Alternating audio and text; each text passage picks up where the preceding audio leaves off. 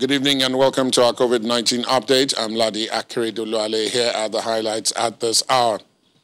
Nigerian Medical Association warns joint health workers unions not to attack medical doctors, just as federal government against appeals to Johesu to call off its industrial action, now in day 4.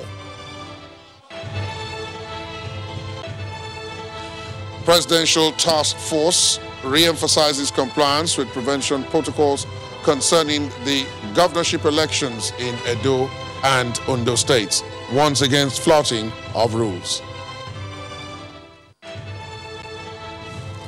And in the United States, manufacturers increase the production of cheap and fast COVID-19 test kits.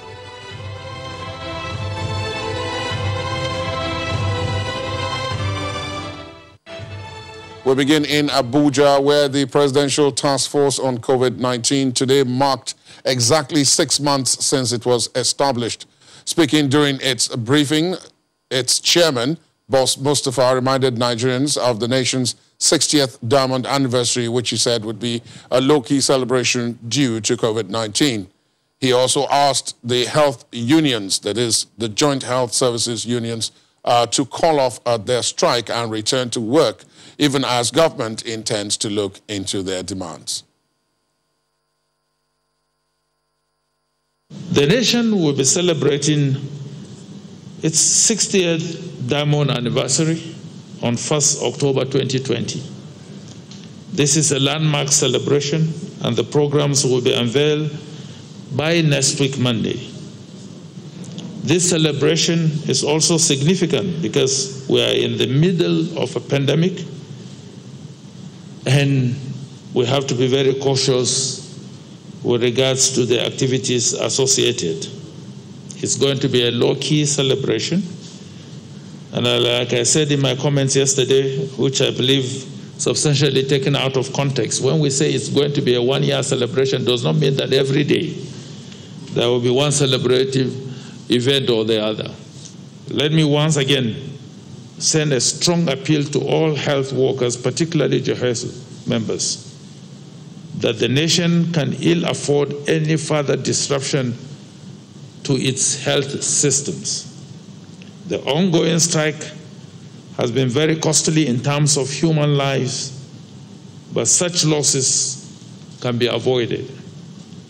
Government shall continue to do its best to push through the negotiations with the unions, and hopefully reason shall prevail very soon.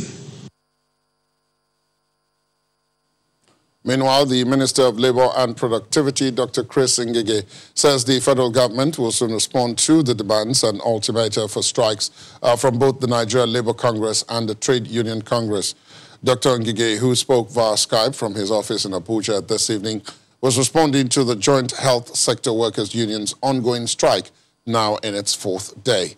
He told me that it was the government that introduced most of the incentives that have now led to the situation leading to the strike, but contrary to the understanding, the workers now want the incentives to apply across board and at the same levels. What is going on now is that a lot of the issues that they are bringing to the table now are old issues that occurred in 2009, 2013, 2014. And before COVID, or during COVID, we had our first interaction with the union as a proactive measure. This was as a fallout from Ministers of Labour Minister for Labour in Africa. Joint meeting we held over the COVID. So it was there that the government, like I said, proactively told them that we are going to give them a new hazard and inducement allowance. We are going to give them protective years. We are going to give them group life insurance to secure them, so that if anybody suffers fatality and loses his life, his family members not grudge too much. We also even told them we were going to top up the group life insurance and give additional. We also told them that we will also, through the NSITF, Nigerian Social Insurance Fund, give them an insurance for any accident, disability that arises in the course of work for the health workers. So that's it. We now categorize the health workers, and we agree that those that are inside the COVID center, hospitals, COVID clinic, isolation center, will get 70%. Those outside in accident and emergency, in the theater, in the molecular laboratories where these specimens are tested, all 50%. Pharmacists, 50%. Nurses, 50%. Because we did this because you don't know whether the patient that is coming to you in the accident emergency to report is a COVID patient. So there's a risk factor. Same with the nurse who is bringing him or her into the consultant. That was it. And government went ahead to make their budget. And in doing the budget, captured. But that memorandum of understanding said that those people who are in non-public hospitals, doctors and health workers, get only 40%. Those who are doing administrative work inside the hospitals, you get 10% of your salary. So that was how it was worked out. It's not peculiar to Nigeria. Something that prevailed in Ghana, same thing in Addis Ababa, same thing in South Africa. Government budgeted 20 billion. And the 20 billion was for the 3 months of March, April, May, and June in the first quarter. But in between and on the way, when the payment started, government noticed that you have to capture some people that were not even put into account in the original net. So the whole 20 billion was swallowed in 2 months' pay. And government needed now to start searching for money, extra money. President graciously gave an extra 9 billion, 8 billion, not 9 billion.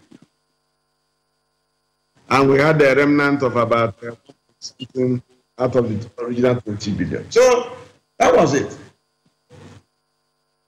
Joesu made the case to the employers, Federal Ministry of Health, that some of their members were not captured, and that some of them were underpaid. They made a case for people in the registry. And we looked at it as a committee, and we said it's okay.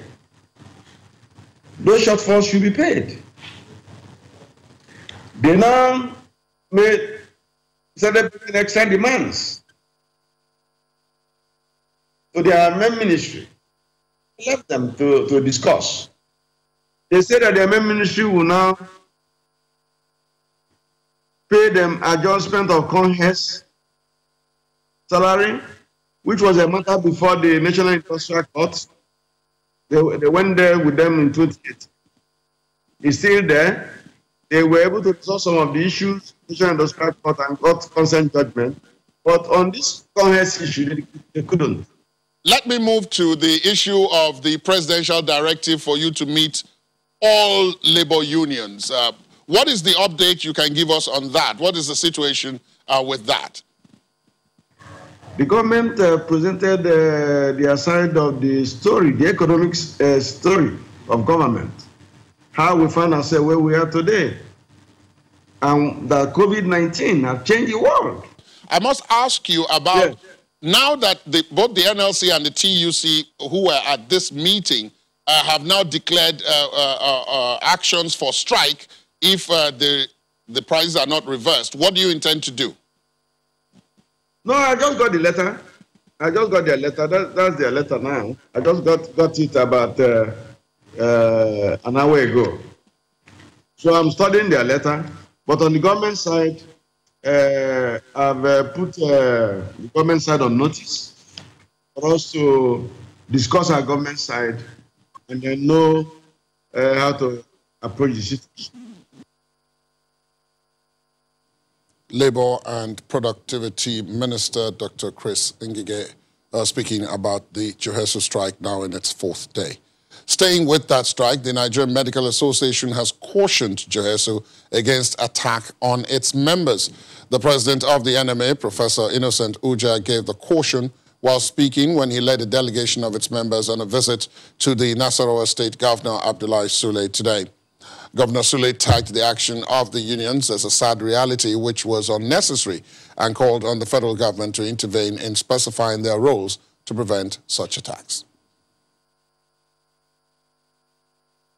We wish to seize the opportunity to advise and caution members of Joheso to stay very clear from the medical profession and doctors in government who are making their contribution to national development. Nigerian Medical Association will no longer tolerate any attack from the amorphous group called Joheso on doctors or medical profession, as doctors are more refined to join issues with that group. I must say that we must say very clearly that our patience is running out. The National Coordinator of the Presidential Task Force on COVID-19, Dr. Sania Liu, says the number of testing days for travelers has been increased to allow for more flexibility in timing.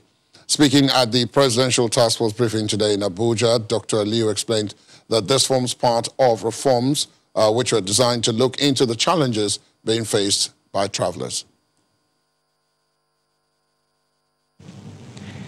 I'm pleased to say that the private laboratories that are now on the platform have resolved issues around registration and generating of the QR code.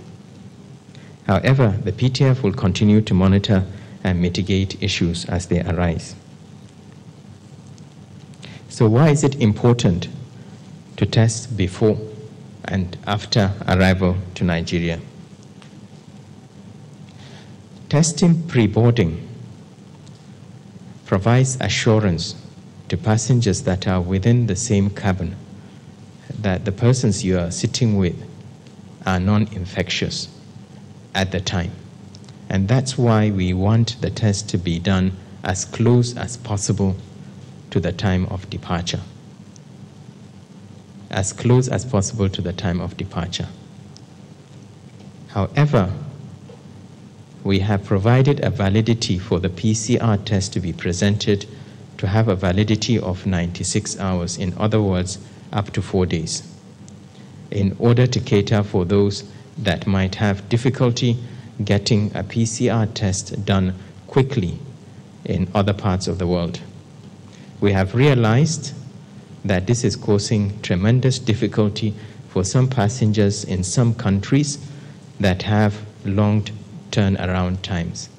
And for this reason, the PTF has agreed, and in line with the draft West Africa Health Organization guidelines, to extend the period of validity for the COVID PCR test that passengers need to board when coming into Nigeria from 96 hours to 120 hours.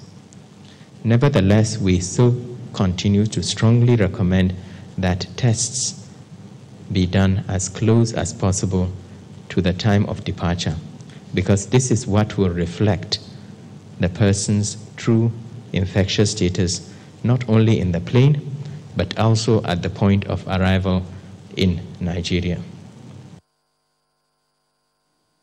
In another development, the Minister of Health, Dr. Osagie Ehanire, has also been speaking on some of the ways and chances of increasing survival capabilities in the era of COVID-19. Dr. Ehanire asked those who test positive to immediately report themselves at healthcare facilities for proper care. Dr. Ehanire was speaking today at the PTF briefing in Abuja. We join the rest of the world today to mark the World Patient Safety Day, which was set aside in May 2019 by the World Health Assembly to recognize and highlight the safety of patients under treatment as a global health priority. The theme for this year is health worker safety, a priority for patient safety, with the slogan, safe health workers, safe patients. We are all called upon to speak up for health worker safety, which puts focus on those who provide health care insofar as they too need to be safe and healthy to do their jobs.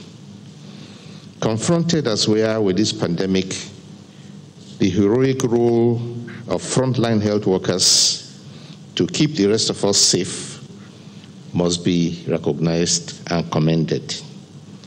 They work odd hours, endure stigma, they risk infection, and sometimes even their lives.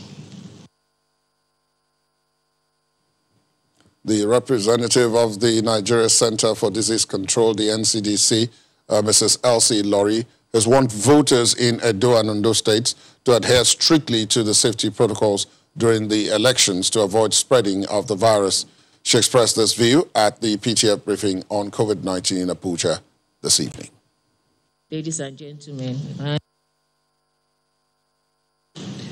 the virus thrives in mass gathering, and during the election we are expecting a lot of people, and where there's lack of adherence to public health measures, in non-pharmaceutical measures, there's a possibility of us spreading. We just got a story of someone that went somewhere but a secondary infection, and of course causing death to the vulnerable, and we need to avoid that. So mass gathering during election will likely occur, and the only way to conduct election without putting anyone at risk of contracting the COVID-19 is to comply with the protective measures at all times. And so we recommend the following: ensuring hand hygiene and temperature checks at the campaign grounds, polling stations, providing additional polling stations or booths to ensure physical distancing can be maintained with clearly marked floors and demarcation to enforce 2 meters spacing on queues, mandating the use of face mask for everyone, regular cleaning of polling stations, tables, and other surfaces. Those are areas that is easy to contract the virus. Multiple hand washing points or alcohol-based hand sanitizer should be provided. All staff at the polling units should practice hand hygiene frequently. Of course, when we meet with people, we need to do that regularly. Let's take a break now on our COVID-19 update. When we return, we'll be talking about all the developments from that PTF briefing today, as well as updating you with the latest of the NCDC figures on the COVID-19 caseload. Please stay on with us.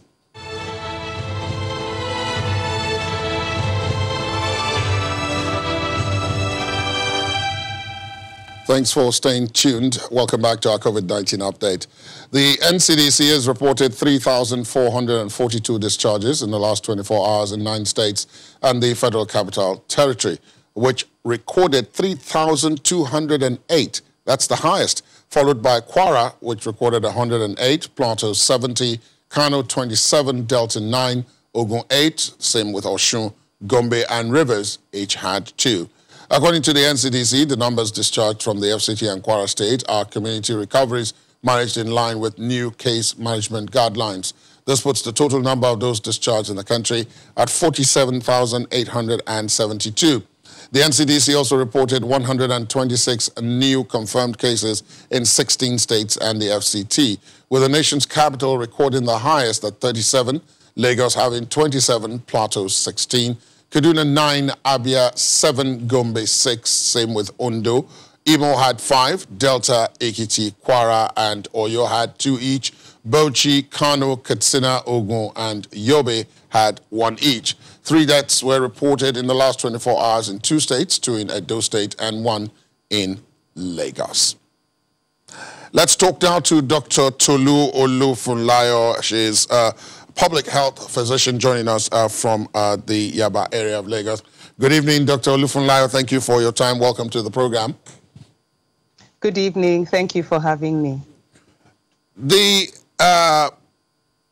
issue of validity of tests, especially for those traveling from outside Nigeria into Nigeria, and whether non-PCR tests should be accepted, has been constantly in the news. There have been revisions, attempts to loosen it, as it were. Do you think this extension from 96 hours, first it was 72 hours, then it became 96 hours, and now it's 120 hours, that's about 5 days.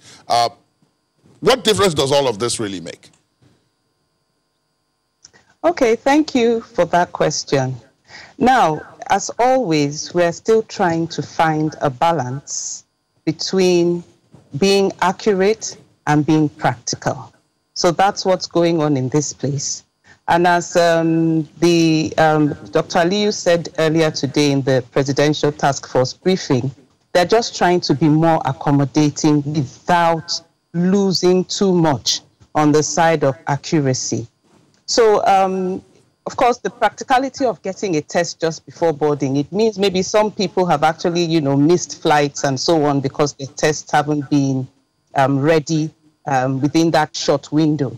So looking at the epidemiology of the infection, that's, how the infection runs in the body. If we still take 5 days, we are likely to be able to get a fairly good picture of those who are negative prior to travel, so as not to endanger those on the flight, and also to minimize, importation of COVID into, the country, or people who are positive into the country. So that's just one of the, ways that will be done. So I think we're still working in tandem. Educate us a little about this. I've heard quite a number of people say this opening of the borders to international people, flights and passengers to come into Nigeria, there is a possibility of bringing in a different strain of COVID-19 into the country. First of all, is that a fact? And how much of an impact could that have on what we have managed as COVID-19 so far? I mean, if these newer strains, I don't know if they are more virulent than the one we've been managing so far. Maybe you educate us on that as well. All right. So far from, the information we've gotten from the virologists and molecular scientists, there is only one type of SARS-CoV-2, but there are several strains or genetic variants, what they now term lineages. So far, however, there hasn't seemed to be any mutation, that is, anyone that's more virulent, in Nigeria. I think there was some information released from Redeemers University in Ede, stating actually 7 lineages that have so far been identified in Nigeria, but none of them has become a mutation which would change its behavior from the ones we have seen so far in Nigeria. And they've traced all those lineages to different parts of the world. So, coming back to your question, what it means, therefore, is that if there are other strains out there, which there are, people coming from different parts of the world, if they are positive when they're coming back to Nigeria, can bring those strains. And if those mutant strains happen to be more virulent or are different in immunology,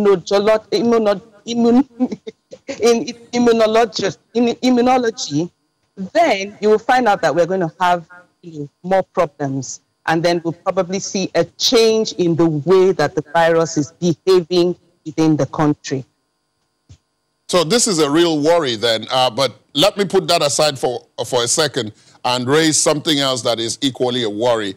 So many people had it pushed forward, but now it seems inevitable, and I'm talking about schools, especially the younger students now, primary and secondary schools. reopening, in the case of Lagos, for example, reopening next Monday. But across the country, many states are now reopening those levels of schools. Are you a bit more confident now about how prepared we are for those than you were when we last spoke about a week or so ago? Okay, yes, I'd say I am more confident, but we still need to be very cautious. And the reason for my confidence is because we have pretty robust guidelines. However, the challenge is how well will they be followed?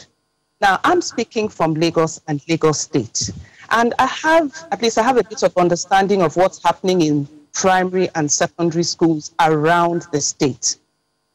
Both for the public primary schools, we can see that a lot is being put in place.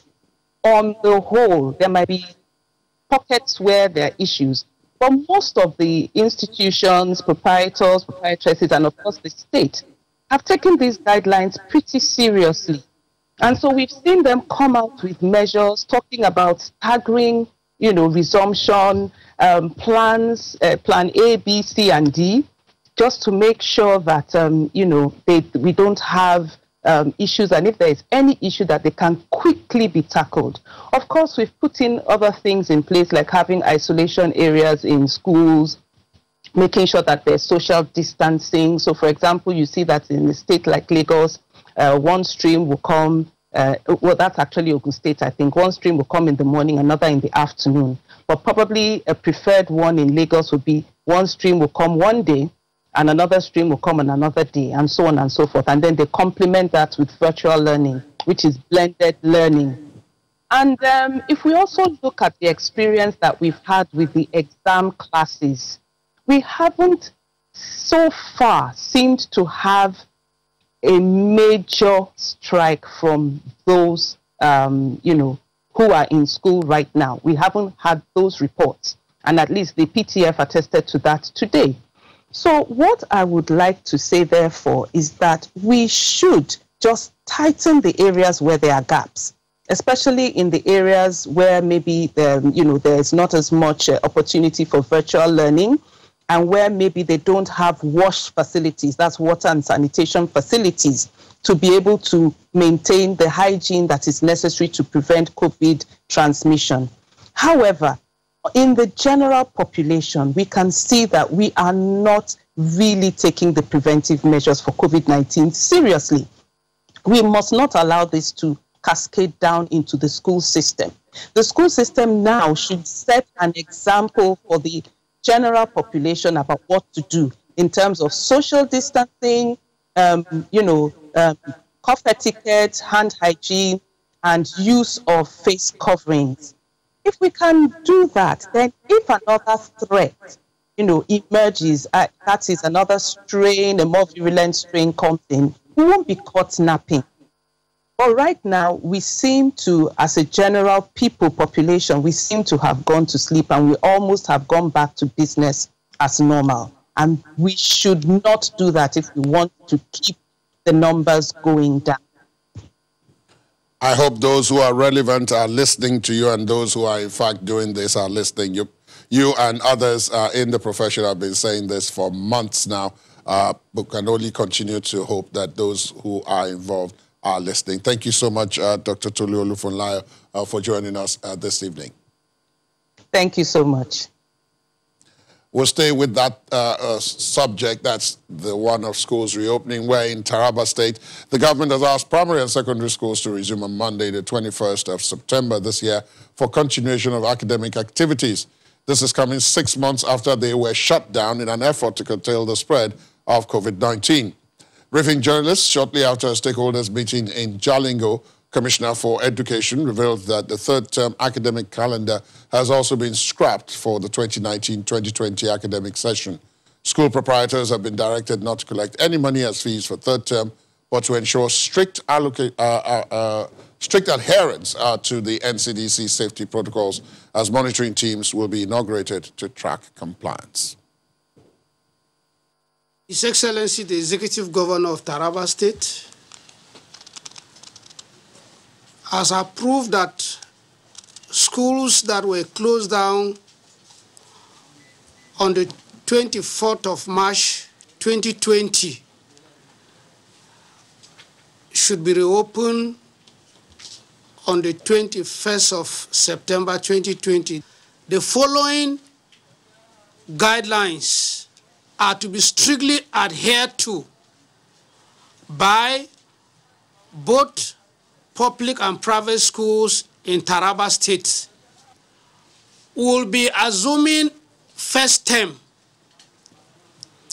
That is to say, we have skipped that term because of the COVID-19.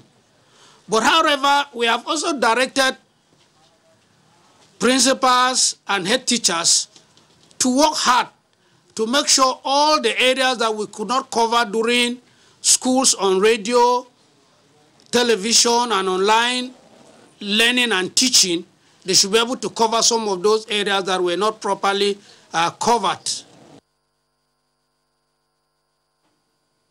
While that may be the situation in Taraba State, in Katsina State, the government there says all institutions in the state will remain closed for now. A statement from the state authorities say they will await guidelines from the National Universities Commission as well as the Federal Ministry of Education before considering a date for resumption. In Katsina State, there are 843 confirmed cases of COVID-19, with discharged numbers put at 457 patients and 362 patients currently on admission, as well as 24 deaths.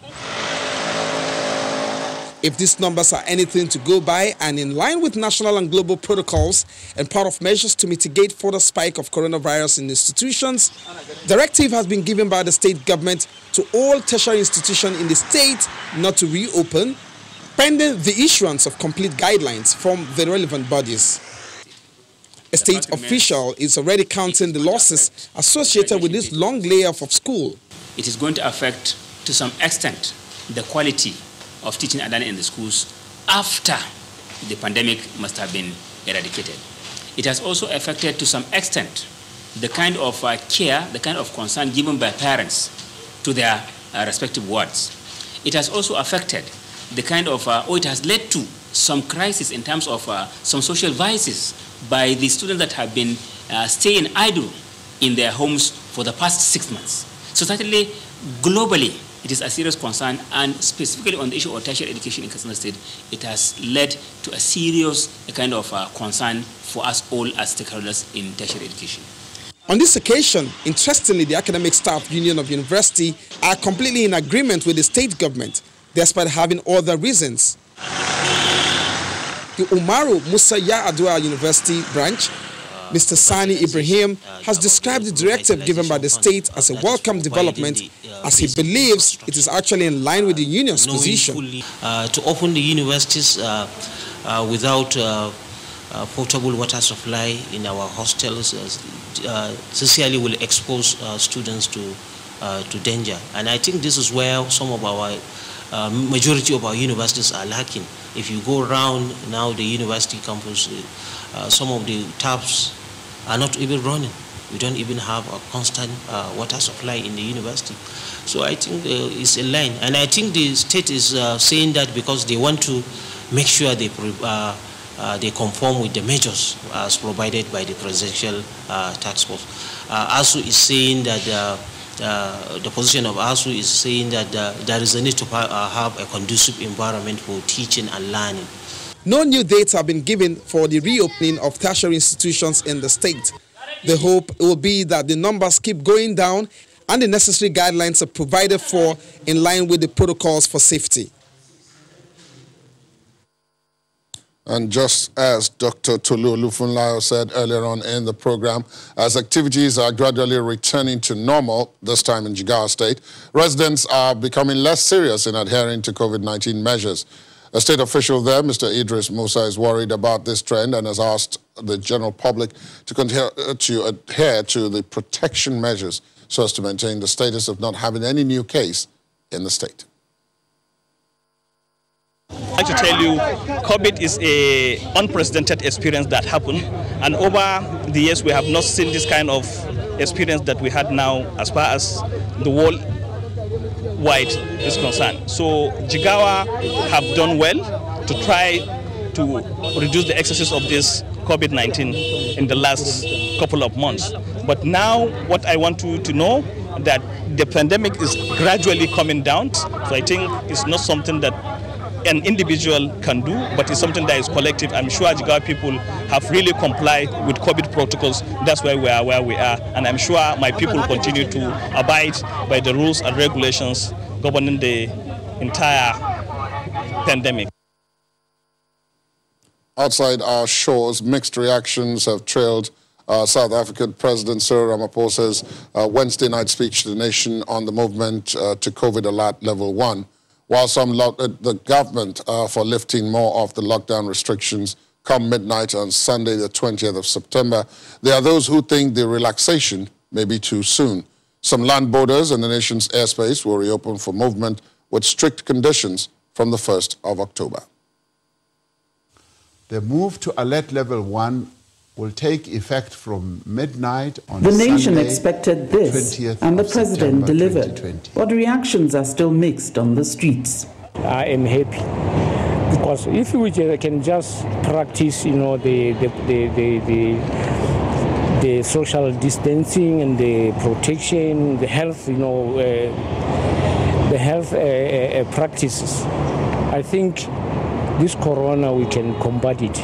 I'm against us going to level 1 because I feel like it's too soon and they haven't said anything about finding a queue. So now going to level 1, opening borders is not a good thing because now South Africans will start to relax, continue drinking, traveling, not being really careful. This thing is in two-way. Remember that our economy is going down. Yes, so we definitely need to be running up and running. But at the same time, the question is, are we really safe from the COVID-19? Is it going to be maintainable? Yeah, we are happy when he's announcing that he's opening up the borders because we've been waiting for this for quite some time. We as the tech industry are working mainly about people coming from other countries are the ones that are making our money. Off-site alcohol sale is now permitted for 5 days instead of 4. A maximum of 250 people indoors and 500 people outdoors can now gather, provided all anti-COVID protocol is observed. The curfew has been reviewed to midnight to 4 a.m. The list is longer, but it will all come into effect on Monday, the 21st of September, while limited international flights will resume on the 1st of October. I think the president gave us all good news. I think we have been starting to have COVID withdrawal symptoms. So understanding that would have a lot more freedom, understanding that would now be able to attend events, though with limited numbers in the venues, understanding that there is going to be a heavy focus on revitalizing the economy, and that will now be able to spend more time with friends and family was definitely something that the country was looking forward to, and that was boosting morale for the country. I think we'll start to see some of that positive sentiment starting to trickle across into the economy. While many applaud the government on some reviewed restrictions, the retention of the ban on live sports spectators is not going down well with affected parties. Churches have opened, airports have opened, the public transport system has opened, restaurants has opened, and people are going to those places and practicing social distancing. How different it is now to have the supporters back at the stadium within level social distancing protocols. More details of lockdown level 1 regulations are expected from the relevant ministers in the National COVID Command Council, especially the list of countries to and from which flights will be restricted. From Johannesburg, South Africa, Betty Dibia, Channels Television News. In the United States, manufacturers are said to be sharply increasing the production of cheap, fast, but less accurate COVID-19 tests, aiming for 100 million per month by the end of the year 2020. And that will enable schools and workplaces to significantly expand testing. There are reportedly more than half a dozen so-called antigen tests that will likely be authorized by the end of October. U.S. regulators in recent months have authorized antigen tests from Abbott Laboratories, Becton Dickinson and Company, Kidal Corporation, and Lumirax. Meanwhile, the World Health Organization says a 14-day quarantine period for anyone exposed to COVID-19 should remain in place and should not be changed. This is based on a scientific understanding of the virus's incubation period and transmission. Here's our global update. The WHO's warning on the quarantine period for the coronavirus comes as it also says roughly 1 in 7 cases of COVID-19 reported to the agency are among health workers, and in some countries that rises to 1 in 3. It has called for frontline workers to be provided with protective equipment to prevent them from being infected with the novel coronavirus and potentially spreading it to their patients and families. Every day, health workers are exposed to stress, burnout, stigma, discrimination, and even violence. John? Yes. Meanwhile, in the UK, Health Secretary Matt Hancock says areas of northeast England will be subject to further COVID-19 lockdown restrictions as coronavirus cases surge. People will no longer be able to mix with other households, and pubs will have to close early, according to measures that will be in place from midnight. Residents across the country have been struggling to access the COVID-19 testing system after a rise in cases and demand for the tests. Earlier this month, Tameside and Glossop. And in France, several hundred workers at COVID-19 testing laboratories across the country have embarked on a strike action, protesting poor working conditions, piling more strain on the system under severe stress.